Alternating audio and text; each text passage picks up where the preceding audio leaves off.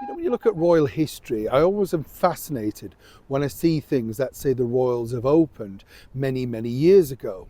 You know, I work, as many people know, near Westminster, and I go over a certain bridge. And it's amazing to think that in 1932, two members of the royal family were standing in that very same spot in July of that year to launch this bridge. One of them, of course, being Queen Mary. And you kind of think, wow, that was the big thing of the moment. It's a little bit like this story that was out and about in the newspapers over here in the United Kingdom.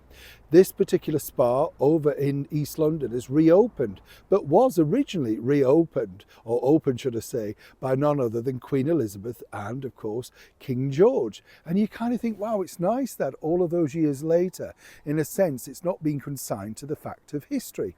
The thing is, when you look at sort of royal history, we get the versions that we get presented to, you know, the ones that say, I don't know, Dame Helen Mirren as the Queen. And as I said to you before, Prince Philip, the Duke of Edinburgh, was never really that keen on that movie because he said, well, first of all, it was nothing like him. Apparently, this guy was far more civil and kinder than apparently him.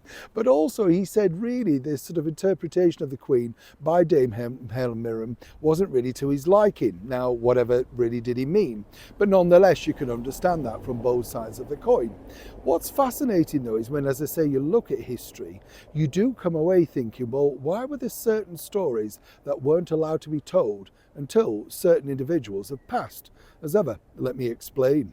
Morning, nice to see you, chums. Thank you so much as ever for your time today. We'll have a lovely wave in a bit of a windy corner here of course, the beautiful heartland that is Yorkshire. Yes.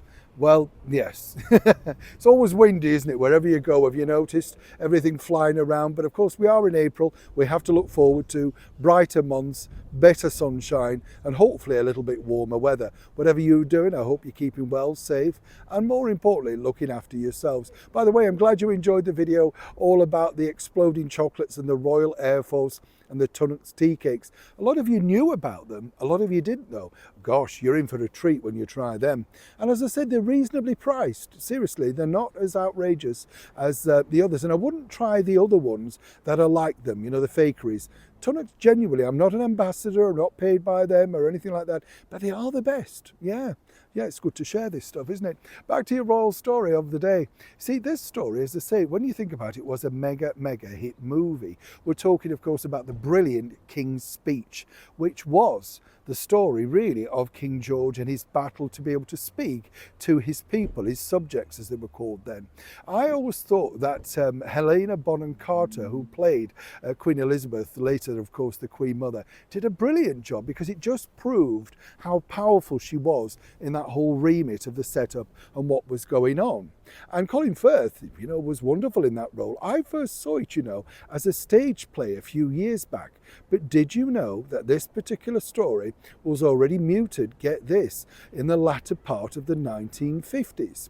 Now, apparently, according to a source, even though the story basis is on, you know, Lionel Logue and everything like that, and how he got him through it and stuff, apparently Queen Elizabeth wasn't too against this particular movie.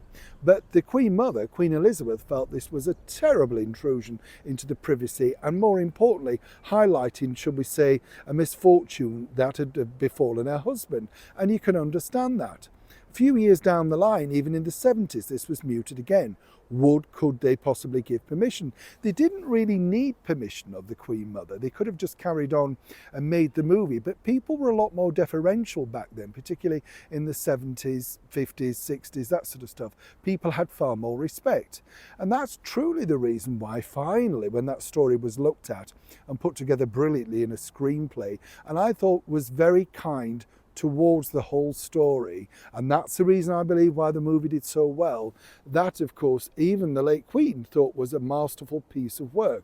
Apparently she became quite emotional watching it because the portrayal of her father was almost spot on. But you see, the Queen Mother just couldn't really get over this and didn't want people to see any faults within, well, the monarchy or indeed her husband. I didn't see it as a fault. I don't know about you. I felt this sort of story was a great thing about overcoming adversity, you know, that sort of thing. It was just one of those things where you think, wow, it must have been terrifying going what he went through and having to face the BBC microphones, knowing millions of people were literally waiting and listening to your every single word. But the King's speech could never actually be made during the Queen Mother's lifetime. Always fascinating to know this stuff, isn't it? Neil Sean in the very heart of your...